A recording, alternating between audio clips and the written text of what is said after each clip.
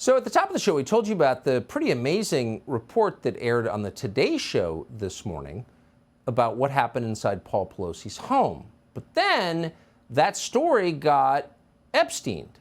The guards fell asleep, the story killed itself and disappeared. It's been scrubbed from the internet. But we kept a copy so you could see it. Here it is.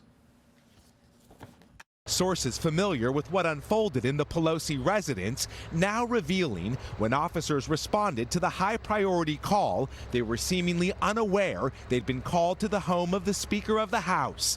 After a knock and announce, the front door was opened by Mr. Pelosi. The 82-year-old did not immediately declare an emergency or try to leave his home, but instead began walking several feet back into the foyer toward the assailant and away from police. Why Pelosi didn't try to flee or tell responding officers he was in distress is unclear. We still don't know exactly what unfolded between Mr. Pelosi and the suspect for the 30 minutes they were alone inside that house before police arrived.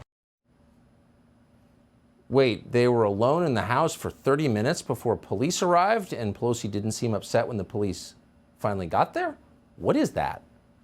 Well, we don't know. We do know that almost immediately after that report aired, NBC News deleted it from their website and also from Twitter. On the NBC website, an editor's note reads this way, quote, "The piece should not have aired because it did not meet NBC News reporting standards," end quote.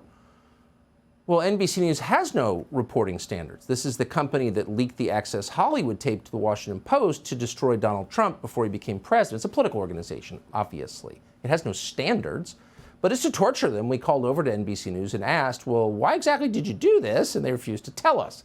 But we can recap what we know. And again, we don't want to be talking about this in the first place, but the President of the United States is claiming that Paul Pelosi was attacked by some kind of right-wing Trump voter or whatever. So here's what we know.